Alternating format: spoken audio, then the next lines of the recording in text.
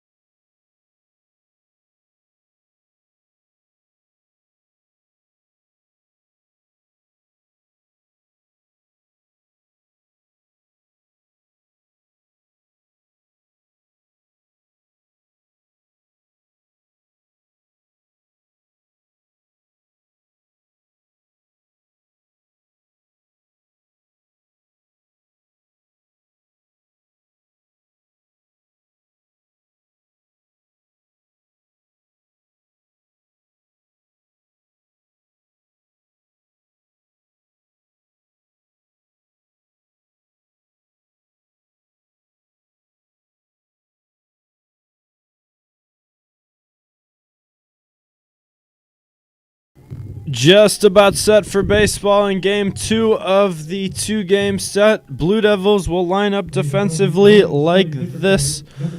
Carpenter, Mino, and Brown left to right in the outfield. Bender, Skorcheski, Jerkasik, and Gonzalez third to first across the infield. And as I mentioned before, Liam Wiley doing the catching for the Blue Devils.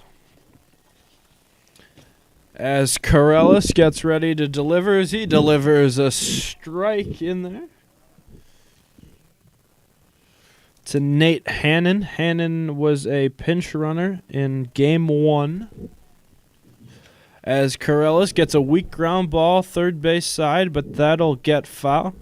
Corellis going to get a lot of early contact, lots of swings and misses, lots of weak contact, definitely a ground ball pitcher. Got a lot of movement to his baseballs, partly because of that funky arm angle he throws with. As he gets set, the 0-2 delivery, curveball swung on and missed, strike 3. Corellis gets Hannon to go down swinging for the first out. At bat for the Pirates, number 23, Carter Monroe. So in steps Monroe, who was the leadoff hitter in Game 1. So Corellis 3 pitches and a strikeout as he misfires a fastball. Wiley can't get over and block that. As Vince Cannon is switching from the bases to the plate to call balls and strikes, Chad Cronin is calling out and safe on the bases. As Corellis delivers the 1-0 delivery just outside. Corellis was telling me a little bit in between games this is his first start on the mound since 15U. Works primarily out of the bullpen as Monroe lines one into left field. Carpenter will field that one, and Monroe is aboard with a single. Now batting, number 15, Tim Stokel. So in steps Stokel, who was also a courtesy runner in Game 1. So Corellis, good opportunity here to get a ground ball. As he gets that ground ball to the shortstop, Skorcheski throws to Jerkasik, over to Gonzalez, a 6-4-3 double play, and Corellis makes quick work of the Pirates. We'll go to the bottom half of the first inning. You're listening to the Blue Devil Radio Network.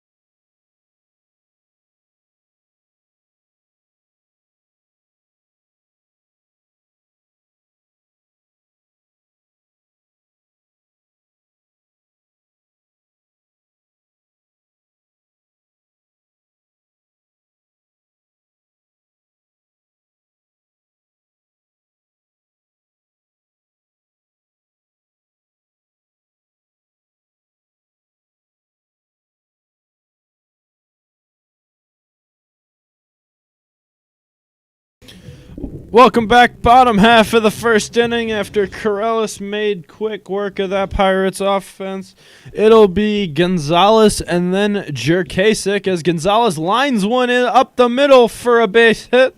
So Gonzalez is aboard with a base hit, one pitch, as Jake Jerkasik will step in. Now batting, number 7, Jake Jerkasik. As Jerkasik steps in, he does have 3 varsity plate appearance, or 3 at bats at the varsity level. All came on the spring trip, as he takes a front door curveball in there for a strike. So the first 3 are Gonzalez, Jerkasik, and Bender. First 3 up. Jerkasik, a JV call-up for today. See what he can do, as he has a healthy hack at strike 2. Alex Cambone throwing for the Pirates. A little bit of a funkier right-handed delivery. This comes super close and then drops down to 3/4 of an arm slot, as Jerkasik will go down swinging for out number 1.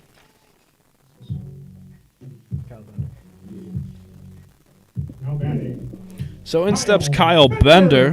number 24. Bender's 2 for 12, $167 at the varsity level. His last start, 0 for 3 with 3 punch-outs, and boy, does Cambone have that curveball working. He front doors another beauty in there.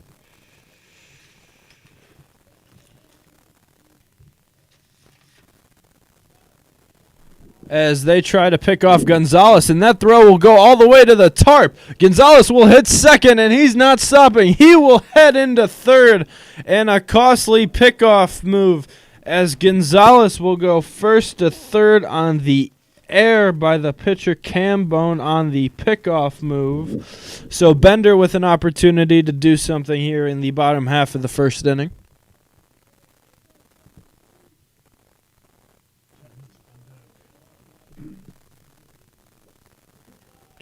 As Cambone delivers downstairs.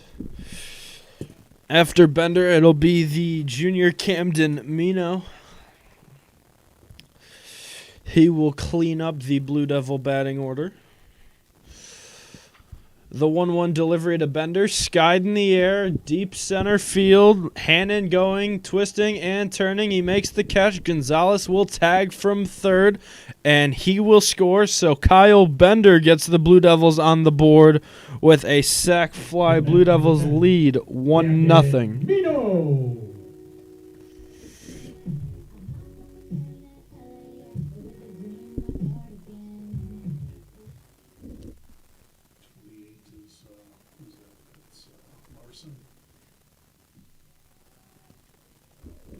So Cam Mino steps in, and the first pitch he sees, he attacks it into center field for a base hit.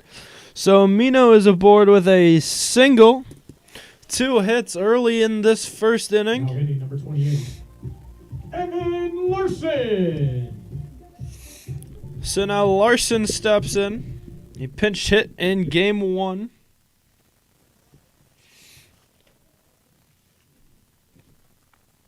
As the pitch gets away from the catcher Rizzo, so Mino will go to second base. So Larson up here with 2 outs and a runner in scoring position.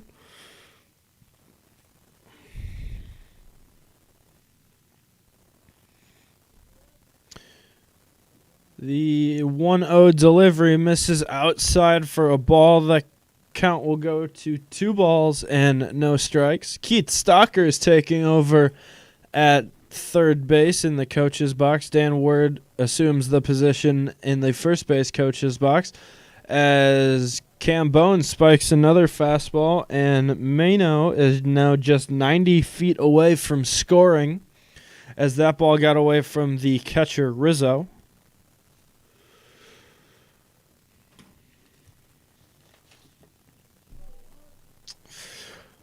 So 2 balls and no strikes to the batter Larson as he takes at the knee for a called strike. So 2 balls and a strike now the count with Mino the runner on third.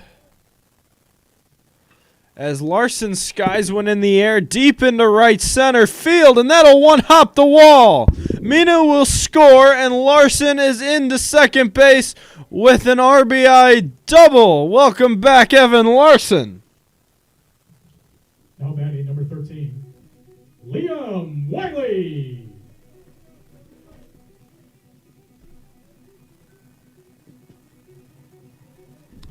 So in steps Liam Wiley. Wiley only 1 at bat in his varsity career. Came in the spring trip where he struck out. Only 1 at bat. Does a lot of catching at the JV level for Coach Clark.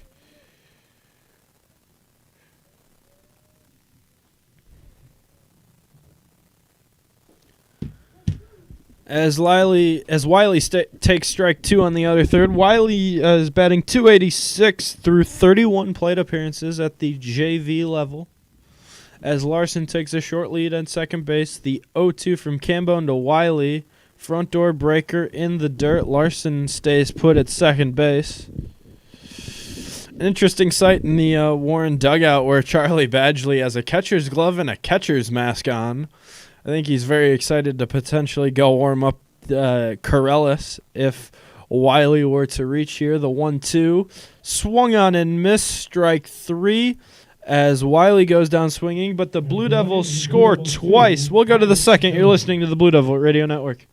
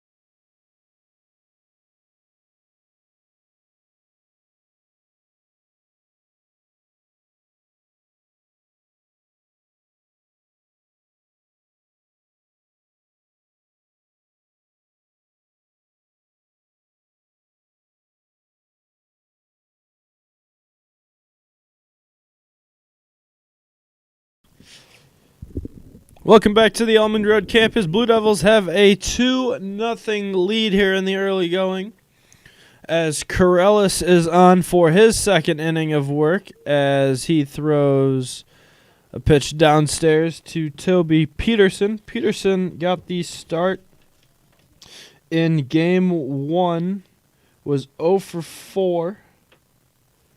Did reach on an error as the 1-0 delivery is fouled down the third baseline. It's always interesting in these JV, varsity backup, JV2 games, whatever you really want to call them, is how into it the normal starting players are usually, as Corellis makes Peterson look sillily on an elevated changeup. So the count now goes to 1 ball and 2 strikes. Corellis shakes off the first 2 signs he gets from Wiley and delivers up the middle. And Peterson will line this one back up the middle for a base knock. So in steps the batter, Wagner. At bat for the Pirates, number 22, Ryan Wagner. So Wagner steps in. Started game 1, was 2 for 4, excuse me. As Corellis quick pickoff move to first base, no tag even applied by Gonzalez.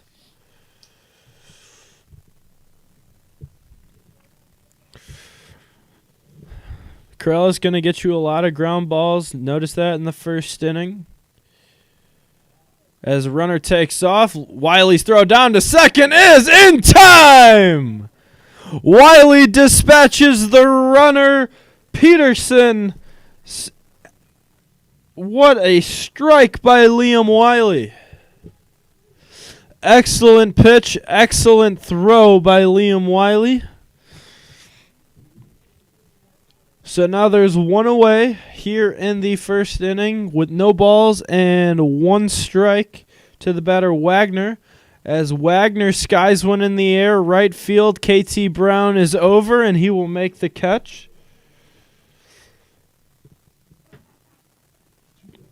So 2 quick outs. AJ Rizzo. So in steps Rizzo, Rizzo. Corellis making quick work of the Pirates so far. 5 up, essentially 5 down. As there is a pitch in there for a strike, maybe? I'm not sure. Well, there's strike 1, so the count is now even at 1-1. The first pitch looked better than the second pitch. But nonetheless, we proceed. The 1-1 from Corellis. Curveball in there for a ball. Every time, the JV backup pitcher like Corellis, this was like he was like myself as Rizzo lines one into center field, and that'll be a base hit. So he is aboard with 1 away. Or with 2 away, excuse me. But every time I got to start in the second game of these double headers, the starters were like, "Oh my God, he can throw! He can throw!" He's carving them up. That's all I would get from the starters. As it looks like we're gonna get a courtesy runner for the catcher. It'll be number 19. It'll be Morgan Walkler at first base.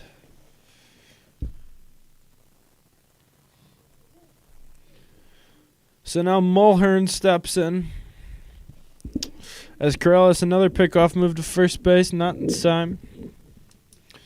But Corellis has got a really funky delivery that can make a lot of really good hitters look really stupid just based on the break of some of his pitches from the arm angle to which he throws. As there's a front door curveball for a strike. That pitch looks like it was coming right at his head.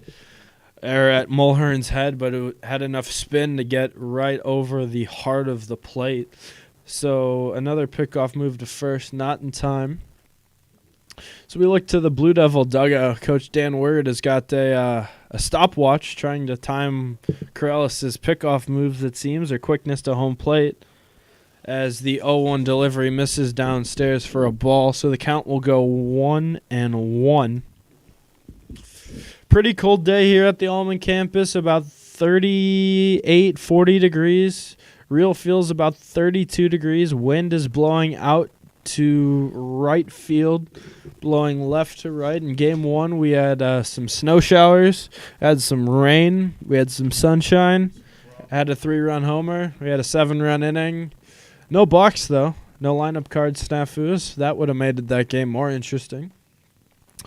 But the 1-1 from Corellis to Mulhern misses outside for a ball.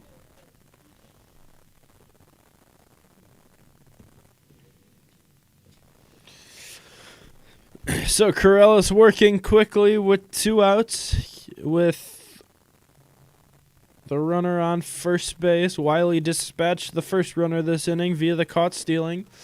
As the 2-1 is skied into center field. Over is the center fielder Mino, and he will make the catch. So we'll go to the bottom half of the second inning. You're listening to the Blue Devil Radio Network.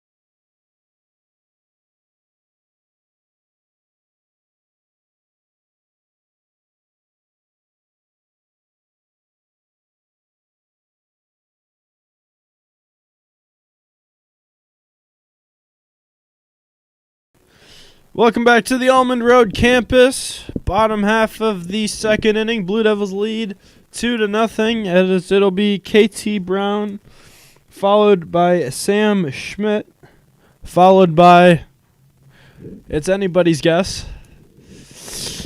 1 ball and no strikes. The count to Brown as he grounds one to the second baseman. Ilaposi, he throws on to first and retires Brown. So that'll go 4-3. For the first out. Now batting for the Blue Devils, number 5, Sam Schmidt. Score chest. So following Schmidt, it'll be Owen Skorcheski, the shortstop. But first Schmidt played in game 1, started in left field, but was DH'd for. As he takes inside for a ball.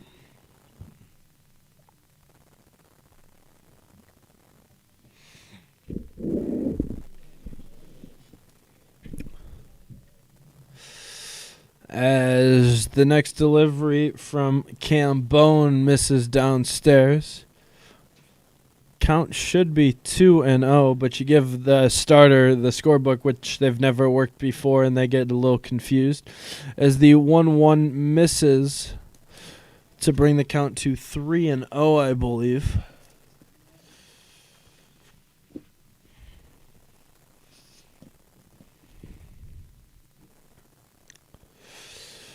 The delivery from Cambone swung on and missed as the count is now 2-2. So I guess the first pitch was a strike. Not really sure how it was a strike, but a strike nonetheless.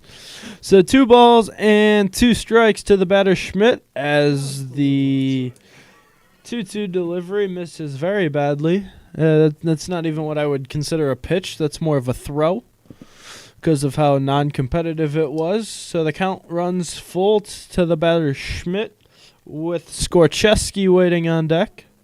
As Schmidt calls time. If this were an MLB game, that would be his one and only timeout per at bat. A 3-2 delivery to Schmidt. Swung on and missed strike 3. So Schmidt goes down swinging for out number 2. Now batting number 3, Owen Skorcheski. So in steps Skorcheski.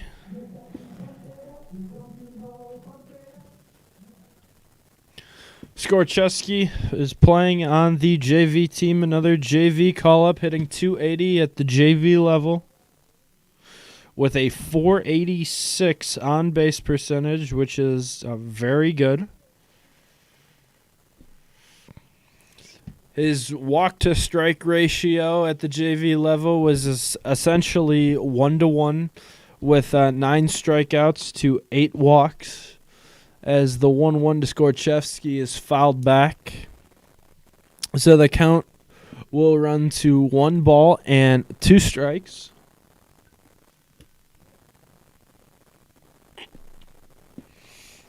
And the 1-2 from Cambone to score is a little blooper into right field. Over is the right fielder and second baseman. It'll be the second baseman, Iliopoulos.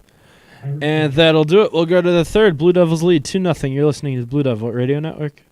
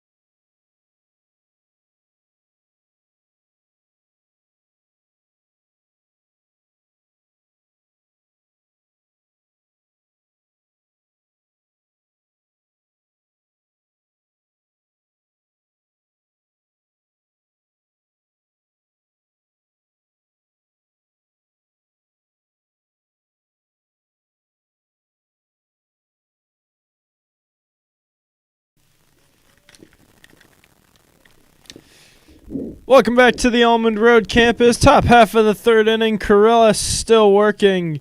And the batter is Tony Iliopoulos.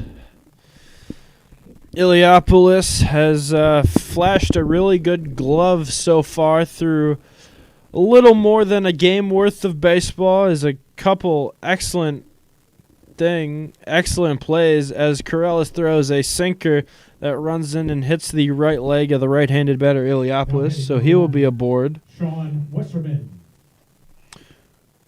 So in steps Weserman. Weserman batting a .167 on the season coming into today. Only 12 at bats, so he's 2 for 12. As Corellis showing off his quick feet on that pickoff move, he throws over, but not in time. Another pickoff move, not in time again, but Corellis showing how quick his movements to first can be. As he delivers behind the batter, Westerman. So Iliopoulos will take second base on the wild pitch. And the count is 1 ball and no strikes. Is the first pitch of the at-bat after 2 pickoff moves. As there's a ground ball to the right side. Diving stop by Gonzalez. He'll flip to Corellis. He is not in time. Corellis a tad bit late in getting over, but the speed of Westerman just able to beat. But a great stop by Gonzalez to be able to dive and stave the run. Just being able to dive and keep that ball from going into right field definitely saves a run. So coming back to the top of the order, in steps Hannon, who struck out swinging his last time up. Nobody away, first and third. As the pickoff move to first is not in time.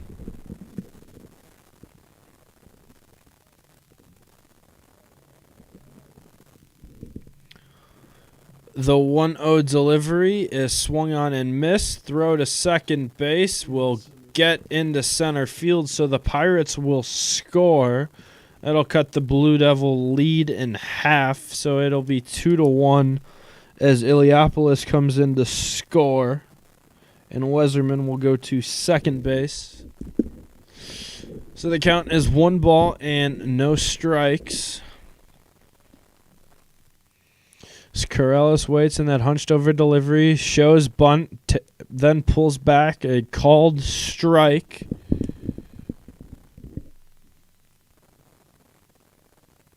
As it looks like Evan Larson is going down to the bullpen to throw. That's interesting. As Hanyon squares to bunt again, Liam Wiley will touch that baseball foul. And that'll be strike number 2.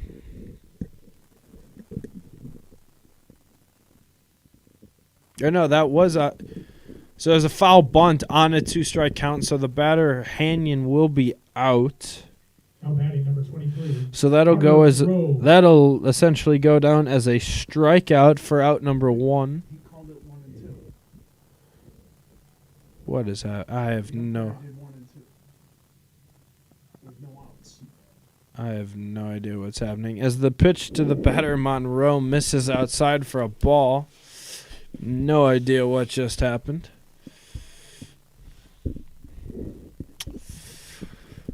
But 1-0 to the batter, Monroe. Corellis delivers inside for a ball.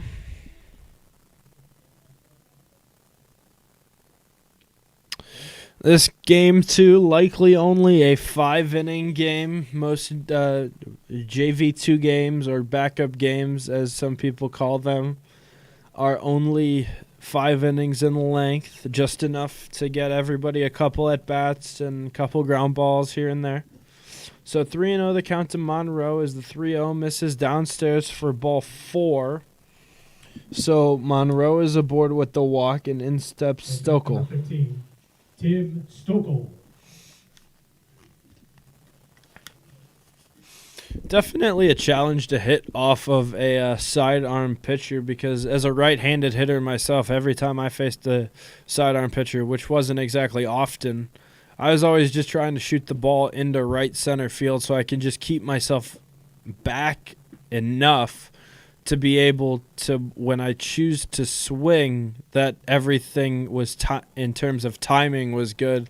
As we take a look at Stokel right now, his timing was not good on that curveball. So the count runs to no balls and 2 strikes with 1 away.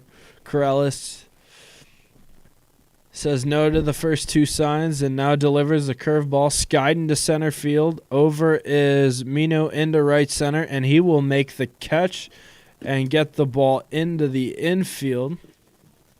So that'll go F8, and Weserman will tag and score. And they appeal to second base on him leaving early, and from my vantage point, it looked like he did leave early. So Weserman is called out on a double play for leaving early, And it looks like, so the Blue Devils escape the jam. Pirates get one. We'll go to the third. You're listening to the Blue Devil Radio Network.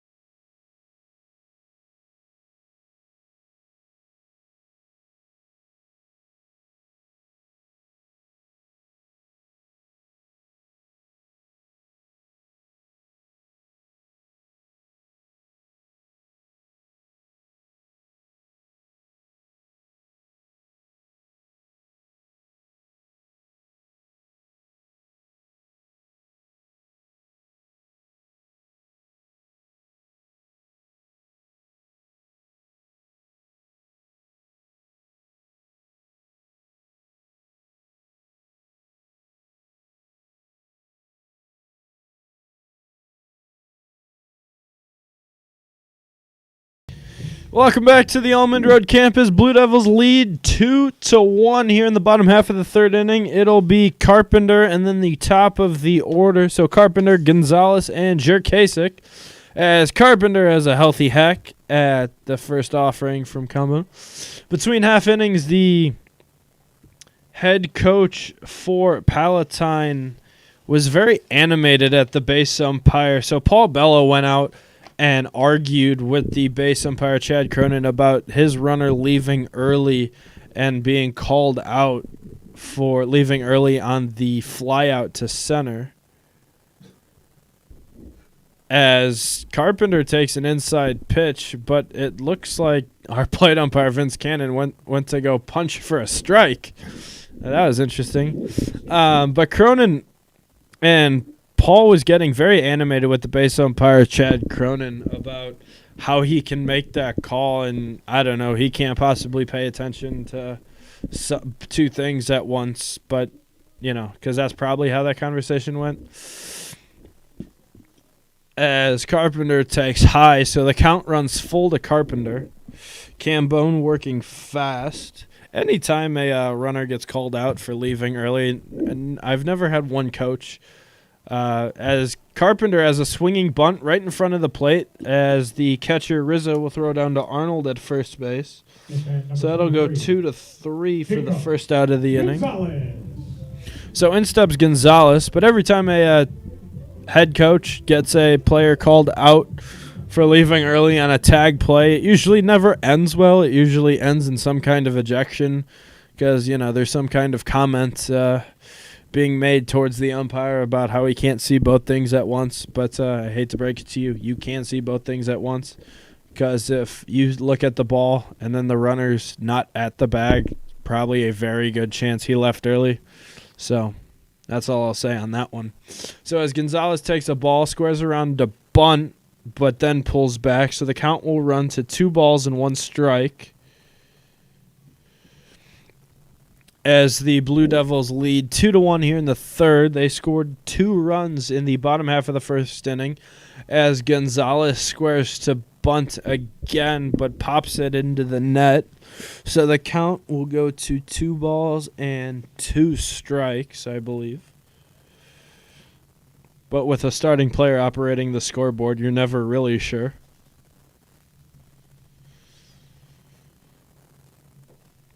As Gonzalez has a healthy hack at that one. So now the count is 2-2.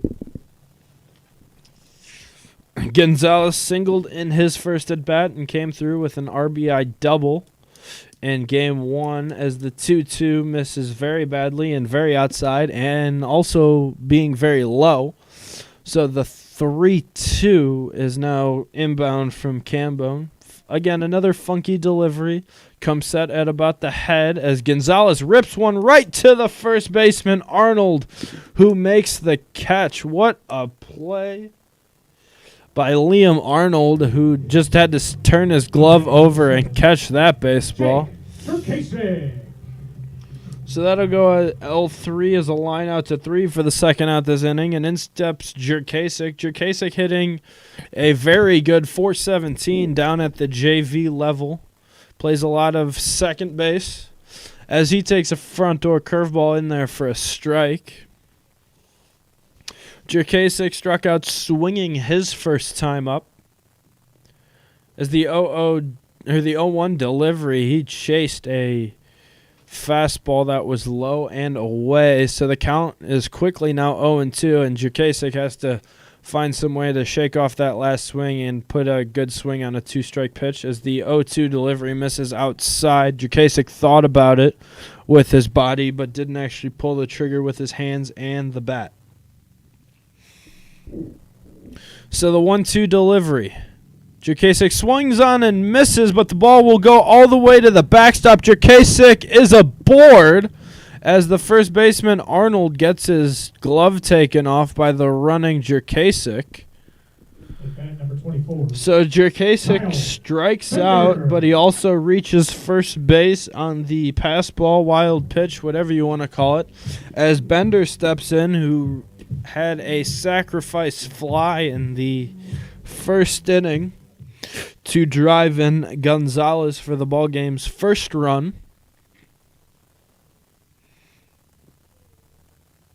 As Bender takes outside for a ball.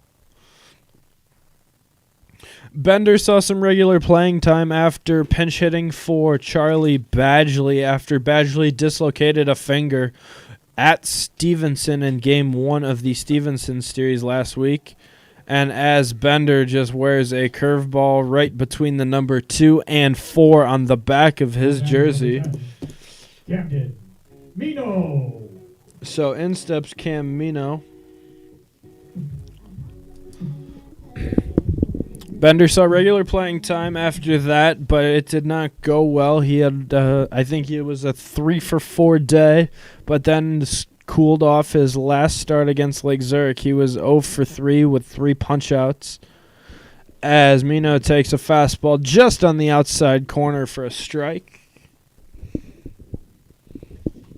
In a varsity game, I'm not sure if that's a strike, but in this kind of setting and ball game, that is definitely almost always a strike. The 0-1 to Mino downstairs hits off the catcher and the umpire, and both runners will advance 90 feet. So now Jerkasik is 90 feet away, and Bender is now the runner on second base, and Mino with the good opportunity for an RBI. Grounder to the shortstop Monroe. He'll field and throw to first base, and Mino is retired 6-4. So Blue Devils threaten, but they do not score. We'll go to the top half of the fourth inning. You're listening to the Blue Devil Radio Network.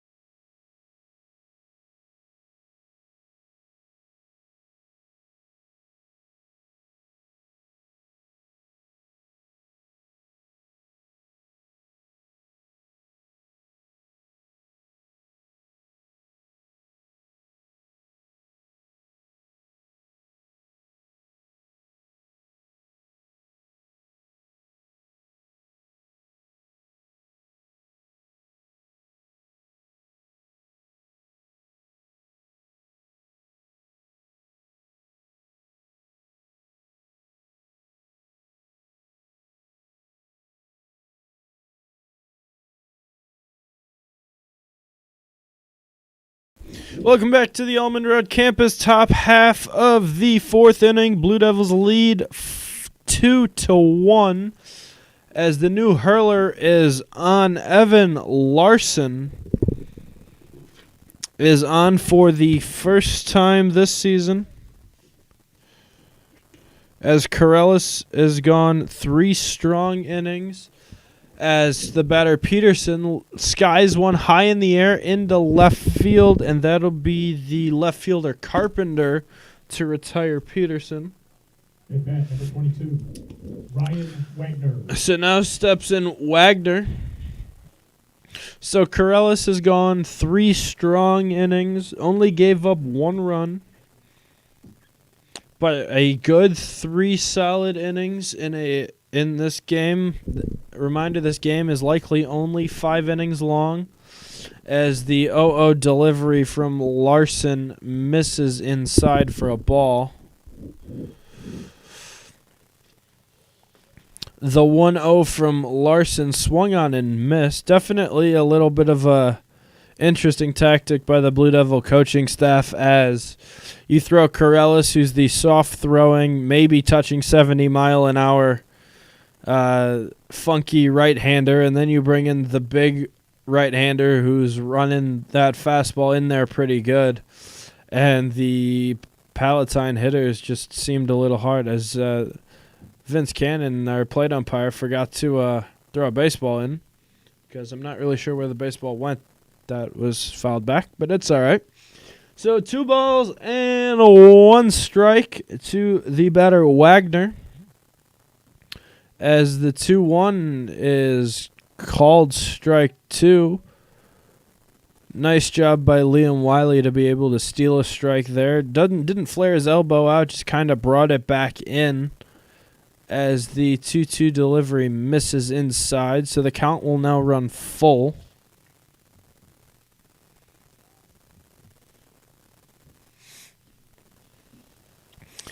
So the 3-2 pitch to Wagner misses upstairs, ball 4. So Wagner is aboard with a At bat, number walk. 27, A.J. Rizzo.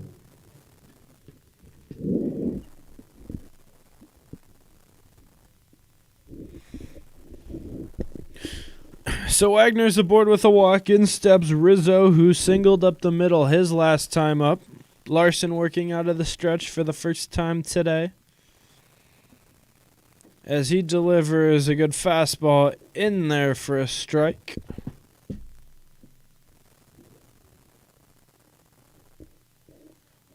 The 0-1 delivery from Larson to Rizzo. Long pause and delivers the curveball in there for a called strike 2. So Rizzo quickly in the hole. No balls and 2 strikes. As the runner takes off, the 0-2 called strike 3. Throw down to second in time. Strike him out, throw him out, as the battery of Larson to Wiley Devils 2, Palatine down to second base is able to dispatch the Pirates. We'll go to the bottom half of the 4th inning. You're listening to the Blue Devil Radio Network.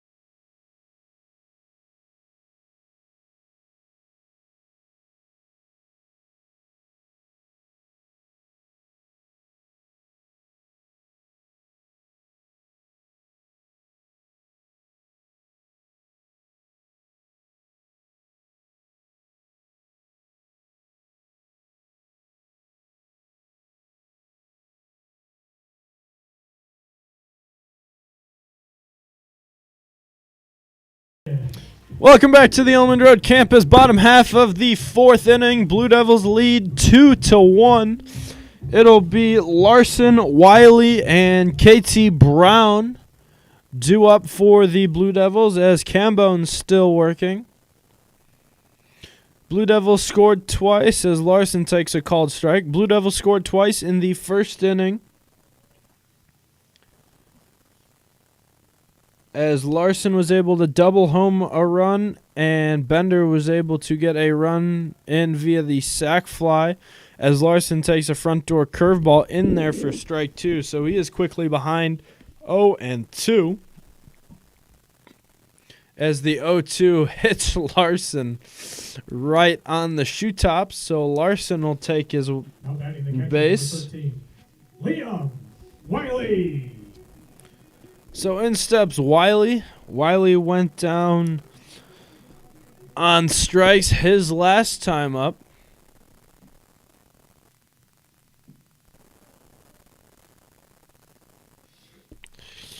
As now Larson's running on first because nobody can figure out who can run for Larson. As Wiley lines one right off of the pitcher Cambone as he throws his glove. So Wiley reaches and Cambone is down to a knee. It looks like he wore that somewhere on his right arm or his right side. So as he's getting looked at by the trainer, we'll step aside right here on the Blue Devil Radio Network.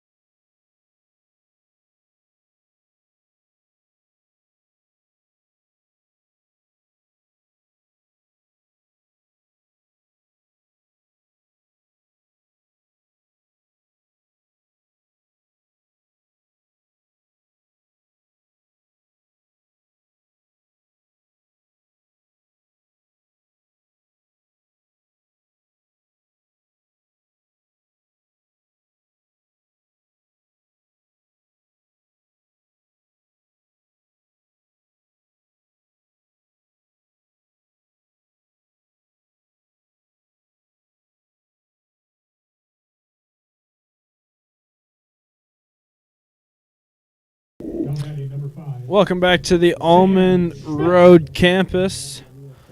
As after getting looked at by Warren's training staff, Cambone will stay in the game. Looks like he wore that one somewhere on the right side, and it deflected towards his third baseman, Stockel.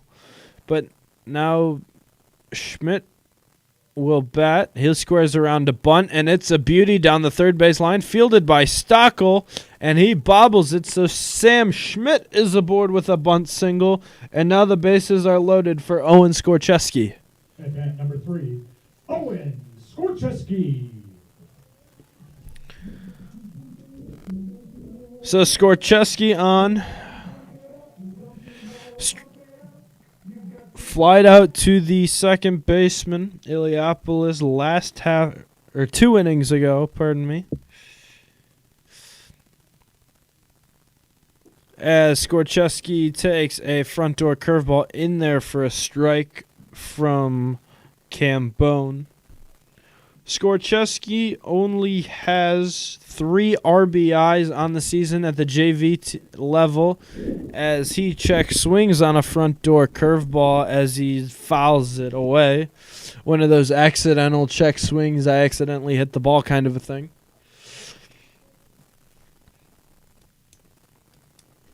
So now no balls and 1 strike with the bases loaded as Skorcheski skies one in the air into left field, and that ball will get down. A deke by the left fielder as there was a deke by the left fielder Wasserman, who looked like he was going to catch it and then didn't. Everybody tagged, so Larson scores. Jake Hall, the courtesy runner for Wiley, went to third, and now the umpires are going to conference about something. I'm not sure. Oh, now they're calling Hall out.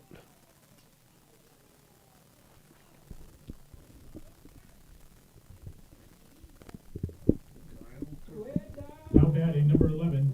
So Hall is put out. That'll go 7-5 on the put out, and he will be out at third base. And Skorchevsky's aboard with a hit. Heads up play by the left fielder Wasserman, as Carpenter takes a swing and a miss by just kind of looking like he was going to go to catch the ball and having it drop right in front of him and then get the baseball in.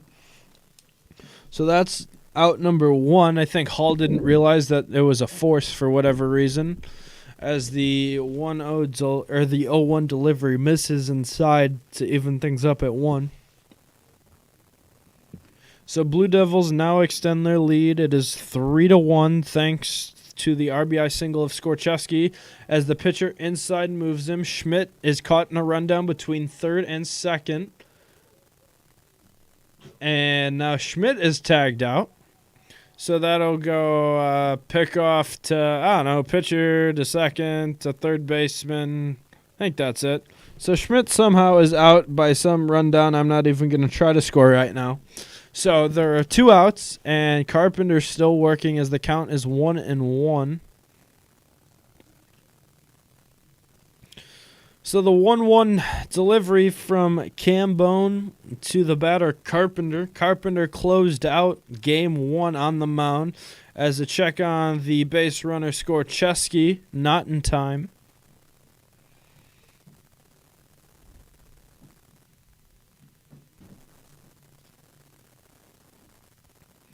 The 1-1 to Carpenter. Skorchevsky takes off. Throw down to second is not in time, as that will bounce into center field as the pitch missed inside. So the count is now 2 balls and 1 strike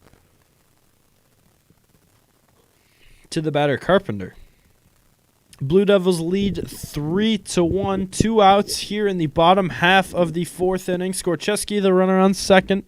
The 2-1 from Cambone to Carpenter is a front door curveball in there, good enough for strike 2.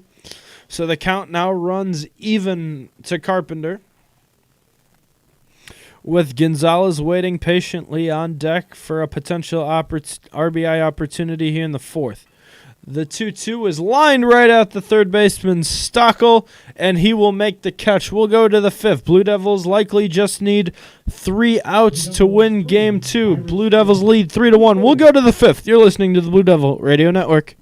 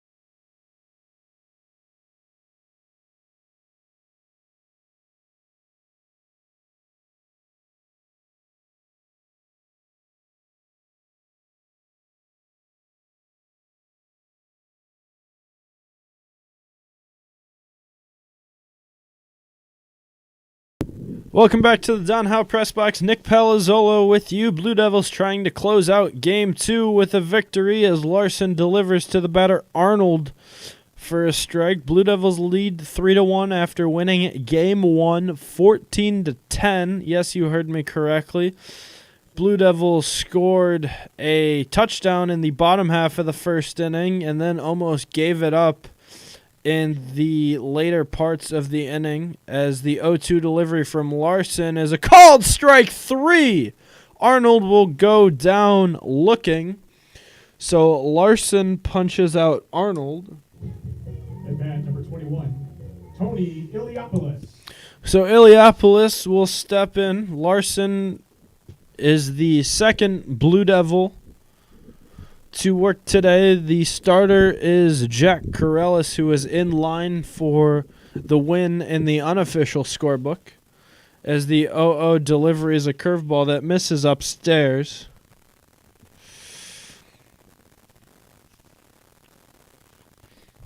So the 1-0 delivery from Larson is blooped into right field. On is a Schmidt, and he will make the catch. Schmidt looked like he was going to have to leave his feet on that one, but then was able to get there standing.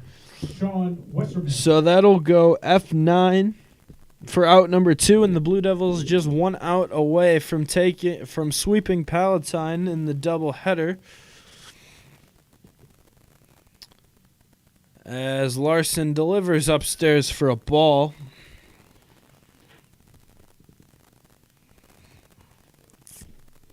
Larson, this is his second inning of work. Jack Corellis, the starter, went 3 innings as the batter Weserman fouls all the way back to the screen. So that'll even the count at 1-1 on a brisk day from the Almond campus. Weather next week is supposed to be in the 50s, so depending on who you ask, that might be a heat wave. Time to bust out the sunscreen and cocoa butter and potentially get a tan. So the 2-ball and 1 strike count from Larson to Weserman is fouled all the way into the parking lot. So that'll even things up to 2 balls and 2 strikes, and now the Blue Devils are just 1 strike away. The 2-2 from Larson. Fastball outer third, didn't miss by much, or maybe it did. The 3-2 now from Larson to the batter Weserman. The kick and the 3-2 fouled all the way back from Larson. As the scores are in from the lower levels, the Warren freshman Blue Devils swept Palatine in both of their games, as the 3-2 pitch misses just upstairs as JV drops both games. They had a lead in Game 1, but then gave it up, and then they lose 3-1 in Game 2. So in steps Nate Hannon, who is 0 for 2 with 2 strikeouts so far today, as Weserman is on first base. And Larson fires a fastball in the outer third at the knees for a called strike, according to the plate umpire Vince Cannon.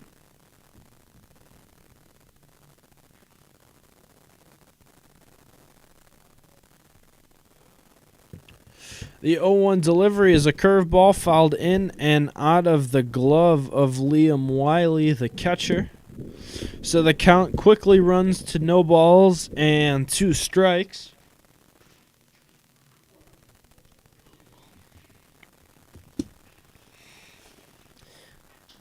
Larson with a long look at the runner Weserman at first base, and now will step off and get ready to do the 0-2 once again. Another look at Weserman at first base. The 0-2 from Larson. Curveball, outer third, called strike 3. Blue Devils sweep both games of the doubleheader. They win 3-1. Jack Corellis gets the win in this very unofficial game, as Evan Larson also gets the very unofficial save. Warren will be back in action at Monday at Mundelein High School for a 2-game set. Next home game will be next Tuesday, and that means next home game means next broadcast will be Tuesday. It'll be Warren against Mundelein in a North Suburban Conference matchup. Thank you for listening to one